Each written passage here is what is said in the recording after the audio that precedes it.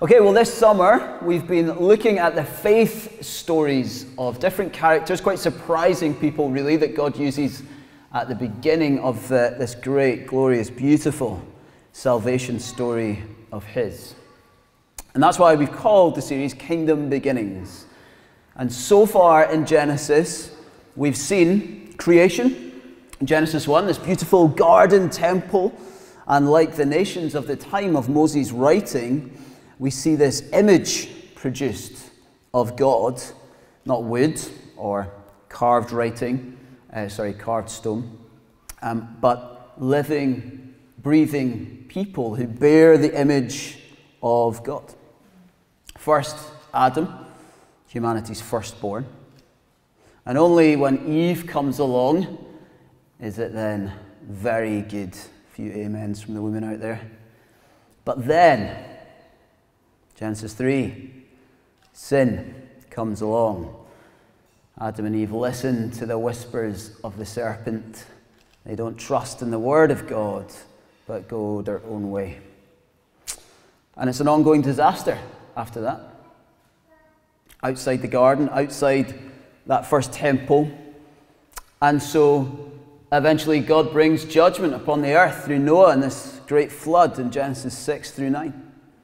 But even at the end of Noah's life, we see signs that actually he's a mess as well.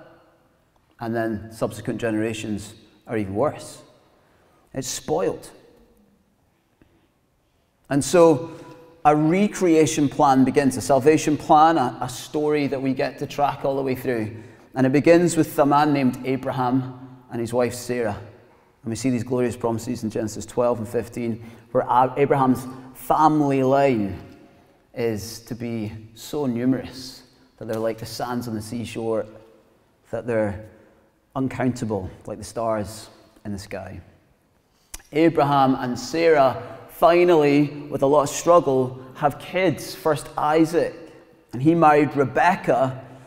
But that is not the success story at this point that you might imagine it to be. They're married age 40, produce just 2 sons, compared to his brother, Isaac's brother, Ishmael, who had 12 sons.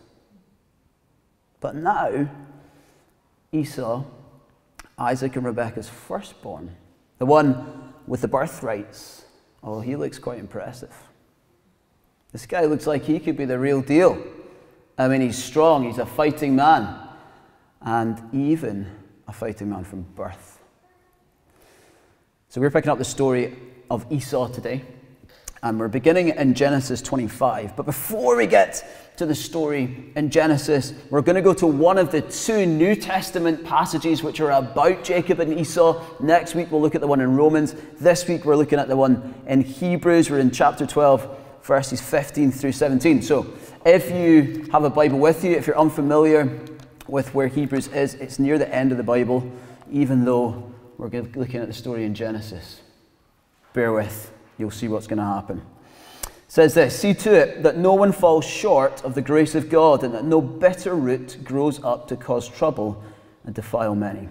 See that no one is sexually immoral or is godless like Esau, who for a single meal sold his inheritance rights as the oldest son. Afterward, as you know, when he wanted to inherit this blessing, he was rejected. Even though he sought the blessing with tears, he could not change what had been done." And then we're going to go right back to the beginning. Genesis 25, first book of the Bible. And we'll begin in verse 19. "This is the account of the family line of Abraham's son Isaac. Abraham became the father of Isaac, and Isaac was 40 years old when he married Rebekah, daughter of Bethuel the Aramean from Paddan Aram, and sister of Laban the Aramean. Isaac prayed to the Lord on behalf of his wife because she was childless. The Lord answered his prayer, and his wife Rebekah became pregnant. The babies jostled each other within her, and she said, 'Why is this happening to me?' So she went to inquire of the Lord. The Lord said to her, 2 nations are in your womb, and two peoples from within you will be separated. One people will be stronger than the other, and the older will serve the younger." When the time came for her to give birth, there were twin boys in her womb. The first to come out was red, and his whole body was like a hairy garment. So they named him Esau. After this, his brother came out with his hand grasping Esau's heel. So he was named Jacob. Isaac was 60 years old when Rebekah gave birth to them. The boys grew up, and Esau became a skillful hunter, a man of the open country, while Jacob was content to stay at home among the tents. Isaac, who had a taste for wild game, loved Esau, but Rebekah loved Jacob. Once, when Jacob was cooking some stew, Esau came in from the open country, famished. He said to Jacob, "Quick, let me have some of that red stew. I'm famished." That is why he was also called Edom. Jacob replied, "First, sell me your birthright." "Look, I'm about to die," Esau said. "What good is this birthright to me?" But Jacob said, "Swear to me first." So he swore an oath to him, selling his birthright to Jacob. Then Jacob gave Esau some bread and some lentil stew. He ate and drank, and then got up and left. So Esau despised his birthright. Esau was born to fight. His fighting spirit begins in Rebekah's womb. He's literally this born fighter. In many ways, we're all warring people, born fighters. Every fight is a break from shalom, the peace of God. There's a kind of Genesis 3 root to it. It's a fight to survive. It's a fight to succeed. The instinct is now to admire and envy those who fight hard in life. And of course, warring brothers is not really a surprise to many people, is it? I'm sure some of you will have heard those screams from upstairs. "I hate you!" Sibling rivalry is something that many of us may have become familiar with. And actually, there is this kind of fraternal rivalry that we see throughout Genesis. This is already fraternal rivalry number 3. The first one was Cain and Abel, that first generation after Adam and Eve. And the second, Ishmael and Isaac, the first generation after this recreation nation that we are supposed to see emerge from the line of Abraham. And now it continues. What did we say last week? Sin multiplies. And so this is the third. And the fourth will be the 12 sons of Jacob, who we looked at a bit last week. It says something, doesn't it, of the willingness to cut each other down, to get just this bigger slice of the pie in life. These warring brothers in Genesis represent a much bigger fight. War between nations begins inside Rebekah. That's what God told her, verse 23. When kicking was no longer cute but painful, she looks to God and says, "What's going on?" And there's this horrendous divide that God tells her about. Esau, his nickname describes the Edomites. His nickname was Edom. And it's actually 1,000 years until the Edomites are defeated properly by Israel. It's not until the time of David. So what begins in the womb causes quite a problem. Conditions for brotherly affection, okay, they're not great, are they? But Isaac and Rebekah hardly help.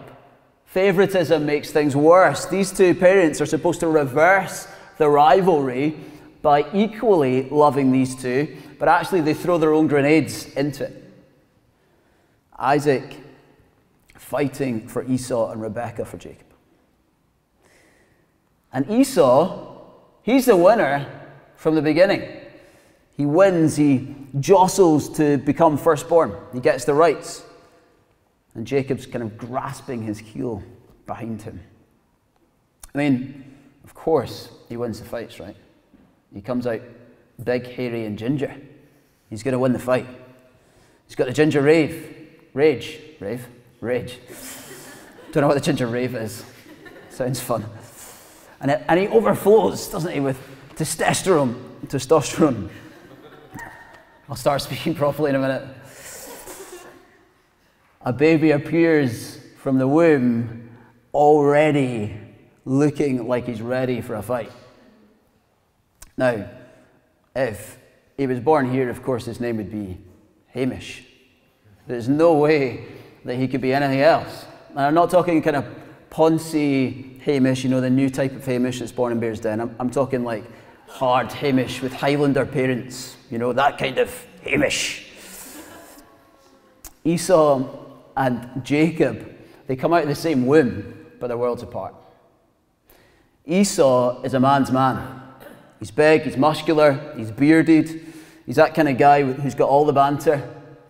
He's a man's man. People love him. And actually, he's only found indoors, I think, probably to eat, sleep, or watch the game. He's sickeningly good at DIY skills. And he's found in the evenings smoking some meat with a pale ale in hand. He owns a room, and he exerts his power with his presence, his physical presence. Jacob, he likes indoor activities. I expect he has follicle envy, like I do, of Esau. And he's a Star Wars fan, probably. Generally just loves sci-fi, salivates over it. And he's found wittering away the small hours on some online forum somewhere. And he looks to exert his power through board game victories, passive aggression, and general know-it-all one-upmanship. You know the types. In a patriarchal and tribal world, Esau was the one everyone was impressed by. The strong firstborn, daddy's favorite, with the willingness to fight to reach the top. He actually looks hopeful for Abraham's line. Admirable, even. It could be the start, the kickstart that Project Recreation through God's chosen nation really needs. And he's not just born to fight, he's hungry to win. Beginning in verse 27, the story centers around Jacob's deception and Esau's foolishness. And Esau, being our focus this week, is winning at life. Partly, it seems, because he has this insatiable appetite to make the best of life. He sees the here and now opportunities and he takes them. Here's a winner. Something our culture thinks is virtuous. Grab life by the horns. It's to be emulated. Exemplified by this story, Esau bursts in demanding this stew that Jacob's made. A favourite, another reason he's known as Edom, according to verse 20. There's a Bible commentator, Skinner, who said that this was a coarse expression suggesting bestial veracity. He's not just hungry, he's entitled and rude. Jacob, he was a schemer. And he's got a plan coming together in his head. He's ready to pounce. Verse 31, first, sell me your birthright. Now, if Esau had his wits about him here, and he trusted in God's promises, he'd be horrified by the suggestion. But his reaction tells us everything. Look, I'm about to die. What good is this birthright to me? I mean, he's clearly not going to die. It's hyperbole, isn't it? Like us, I'm starving to death over here. Why are we waiting? Yes.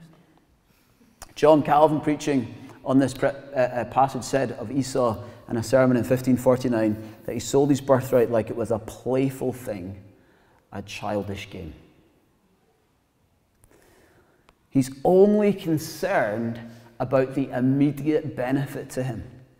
He was so captivated by the things of the world that he gave everything to immediately being gratified and missing the greatest gift any person living in 2000 BC could receive.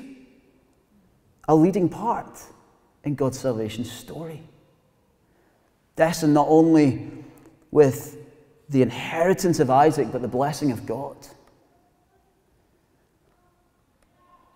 He was missing out on the glory of God to come because he was so distracted by what was in front of him. No wonder the writer to the Hebrews calls him godless, because for a single meal, he sold his inheritance rights as the oldest son. Maybe you think a little bit like Esau sometimes. You think some of us are a bit intense about all this God stuff. Faith is just one part of life. Just chill, man. You find yourself asking, what practical use is the Bible and church to me? What is it going to do in my life now? And if you're not satisfied with the answer, you just wander off and do something else. You switch off, you don't bother. You base your decisions on what you want to do at the weekend, not around God and his people, but what looks most fun. What practical benefit, what immediate gratification would cause you to deny God's blessing? This appetite for instant gratification, I don't think is less tempting in our day. I think it's more tempting. Entertainment is available at all times. I mean, at the end of your arm is a computer more complex than all of the computers that were used to send the first people to space. Average screen time at the moment is up at the 6-hour mark in the UK every day. That's 75% of people's waking days. I'm actually a little bit dubious about that because I think people are awake for longer than that. Are you dubious about that? I am. That's what the stats told me. Some of us can't even go to the toilet without bringing our phones. Like Esau, we expect our food to be fast. We don't grow and prepare veg very often anymore, do we? I was out for lunch in Lochwinnock this week, and I got Kilmacombe. I'm so sorry. I mix up Kilmacombe and Lochwinnock all the time. I was out in Kilmacombe. It's very near Lochwinnock. And Esther and Jonathan gave me a lettuce to take away that they had produced in their own garden. How many of us are doing that? Not very many. That takes patience, diligence. We just expect things to be there on our plates, ready for us. Sometimes we just go to the Golden Arches and press a button on a screen and get whatever we want, Big Mac, McFlurry, as soon as we want it.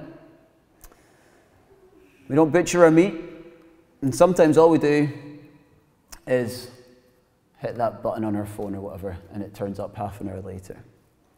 Jacob sees the vulnerability of his foolish brother, who is just besotted with all this instant gratification. And he presses further still. And this time, it's an oath, a serious thing. But Esau is so committed to devouring what's in front of him, he just agrees, binding himself to this oath. Jacob is the kind of guy that might appreciate a chess analogy, so I'm going to give it to him. He has Esau at check. It's not checkmate yet. It's only check because he needs the true blessing of the patriarchal line, and that's still to come. He needs Isaac. So turn with me to Genesis 27. 2 chapters on, and we'll begin in verse 30 to see what happens. After Isaac finished blessing him and Jacob had scarcely left his father's presence, his brother Esau came in from the hunting. He too prepared some tasty food and brought it to his father. Then he said to him, "My father, please sit up and eat some of my game so that you may give me your blessing." His father Isaac asked him, "Who are you?" "I am your son," he answered, "your firstborn Esau." Isaac trembled violently and said, "Who was it then that hunted game and brought it to me? I ate it just before you came, and I blessed him, and indeed he will be blessed." When Esau heard his father's words, he burst out with a loud and bitter cry and said to his father, "Bless me, me too, my father." But he said, your brother came deceitfully and took your blessing. Esau said, isn't he rightly named Jacob? This is the second time he has taken advantage of me. He took my birthright, and now he's taken my blessing. Then he asked, haven't you reserved any blessing for me? Isaac answered Esau, I have made him lord over you and made all his relatives his servants. And I have sustained him with grain and new wine. So what can I possibly do for you, my son? Esau said to his father, do you have only one blessing, my father? Bless me too, my father. Then Esau wept aloud. His father Isaac answered him, your dwelling will be away from the earth's richness, away from the dew of heaven above. You will live by the sword, and you will serve your brother. But when you grow restless, you will throw his yoke from off your neck. Esau held a grudge against Jacob because of the blessing his father had given him. He said to himself, the days of mourning for my father are near, then I will kill my brother Jacob. Decades later, Jacob's in poor health, he's dying, and the passage just before the one we read there, Rebekah overhears Isaac saying to Esau, hunt, bring back food, and I'll give you my blessing. And so Rebekah begins scheming with her favorite Jacob.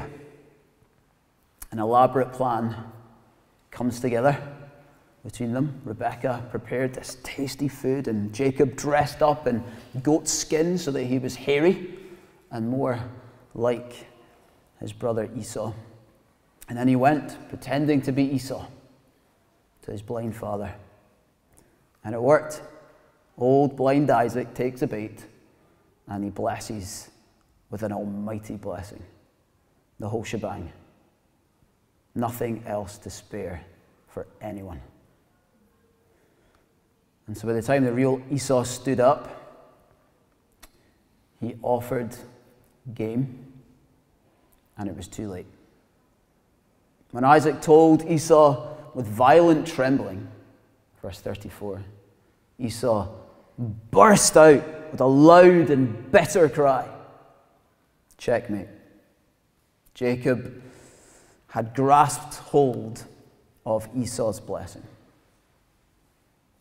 At some point, everyone must face the reality that what the world offers is ultimately empty, boring, and there's nothing in comparison to the joy of knowing God. What looks great, what you think is satisfying you, is actually killing you. Dane Ortland, author of a great little book, if you haven't read it, called Gentle and Lowly, and he writes this in another book about a Puritan named Jonathan Edwards. He says, by far the greatest functional heresy is to believe that holiness is boring and lustful selfishness is fun. It was too late for Esau, and when he realizes, it leaves him broken, deflated, and defeated.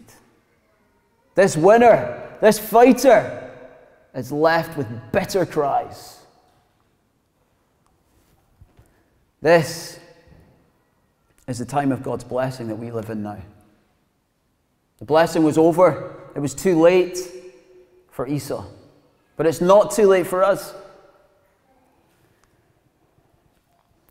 Paul writes to the church in Corinth, in the time of my favor I heard you, and in the day of salvation I helped you.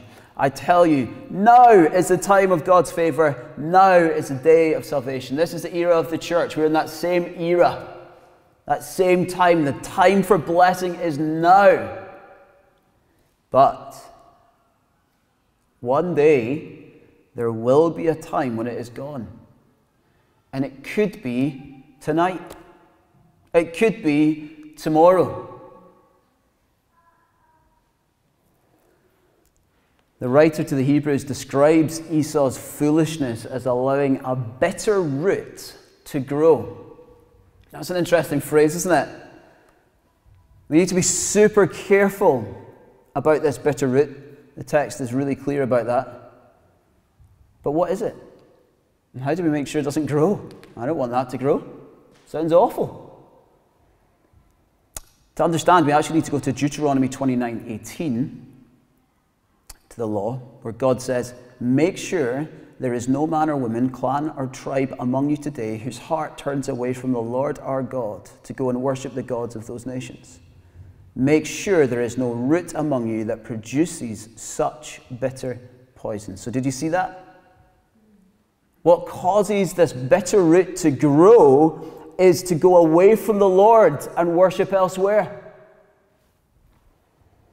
The bitterness Esau experiences when he misses the blessing is that production of a root that's been growing for years.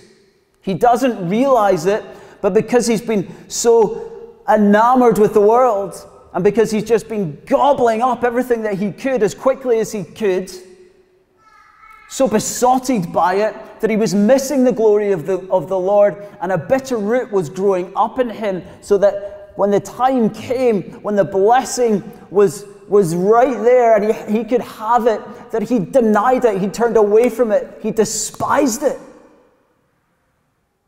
And it's only when it's too late, when he sees that the blessing can't be his, when he sees how empty life is without God's blessing, does he realize that this bitter root has blinded him his whole life. Blinded him to the glory of God, blinded him to the goodness of God. He thinks it's boring. Why does he think it's boring? Because this bitter root has blinded him. Do not allow the bitter root of instant gratification, of believing that there's more joy and fun for you in the world than there is in God. It's a lie. And when it grows in you, it will only produce a bitter fruit. And that bitter fruit is a pill you don't want to swallow. It's a fruit you don't want to eat. And of course, that ultimate separation away from God, not receiving that blessing, what are we talking about? Let's be really explicit. It's hell. Verses 39 and 40, the curse spoken over Esau by Isaac, something that Isaac doesn't want to speak over him, but he has to, because there's no blessing left for him. And without the blessing, and when you're separated from the blessing of God, this is what it looks like. Your dwelling will be away from the earth's richness, away from the dew of heaven above. You will live by the sword, and you will serve your brother. But when you grow restless, you will throw his yoke from off your neck. And this can't just be written off as Old Testament. Nothing should be written off that way anyway. Every word of the Old Testament helps us to see Jesus more clearly. In fact, this blessing is available to Esau, is offered to us in a far fuller way through Jesus. And Jesus is clear. The New Testament has a choice too, a new covenant that we can enter into. To choose Jesus is to choose the way, the truth, the life. He's the only way. It's not possible to serve both. You either choose Jesus and follow him with all your heart, or you choose the world. It's not possible to serve them both. There is no third checkbox. Both. No, it's not there. Matthew records 5 times in his gospel Jesus saying, warning about weeping and gnashing of teeth. That's the kind of bitterness that Esau is expressing. The devouring of instant and temporary things leads to our own imprisonment. It's never ending. And its desires and come downs after consumption are brutal. True freedom can only come in everlasting relationship with God. And to follow Jesus is to trust in his life for blessing, not ours. Praise God. If it were down to me, I'd be in serious trouble. I'd look more like proud and deceitful Isaac and Rebekah, Jacob and Esau than Jesus. But Jesus is not like Esau or Jacob. Instead of gobbling up all instant gratification available to him, he denied himself and gave himself up for us. Men, quick note for men here. If we want to discover true masculinity, the gym, the tattoo parlor, or kind of looking like a UFC fighter is not going to help us.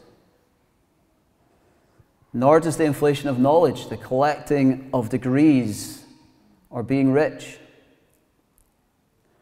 It is to hide in the greatest man who has ever lived, who was gentle and lowly, humble in heart, meek, not looking to domineer, but to lay himself down for his bride, to become like him who took on his responsibilities like no other.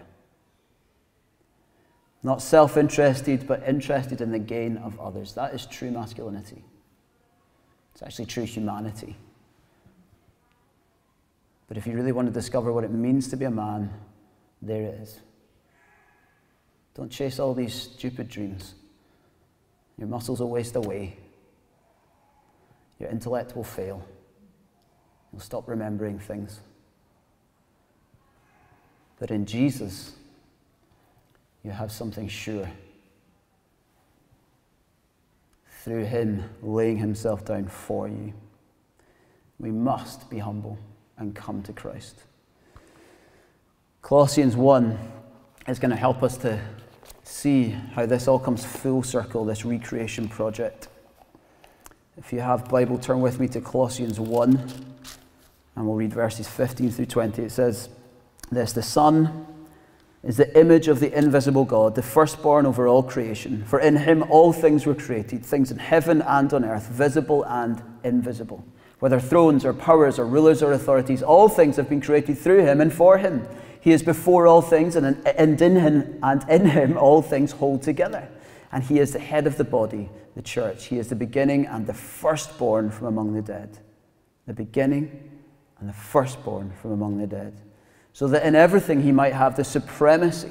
For God was pleased to have all his fullness dwell in him, and through him to reconcile to himself all things, whether things on earth or things in heaven, by making peace through his blood shed on the cross. He is the true firstborn, and through his death and resurrection, the firstborn of Project Recreation. Not in the image of God in a temple, but God himself pouring out his Spirit on us so that we might enter into his presence. He won for us his eternal blessing, the birthrights of God's one and only Son. He died so we could die with him on that cross. He gave himself up so we could give up the insatiable desires of the flesh and live in the freedom of Christ's way to the glory of God. That's what we're made for. And it can only happen through Jesus. He is the way, the truth, and the life. Esau was born to fight, hungry to win, and yet was destined to fail. He looked like a winner in the world, but he ends up outside of God's blessing. He was enticed by the immediacy of the world's trappings. They blinded him to the glory and the wonder of God and his blessings. And so, without even realizing, this bitter root grew within him, and by the time he realized, it was too late. In other words, by your choices now, you could be creating a bitter root that means you are blind, and when that time comes, you're on your deathbed, you think, oh, maybe in that moment I'll give my life to Jesus. No. You're going to be so blind by this bitter root by then, producing such bitter fruit that you will taste the fruit that is not heavenly but is hellish, separated from God. It isn't too late for you now. Don't be fooled by the world, and instead fix your eyes on Jesus, God's one and only Son, who gave himself up for you.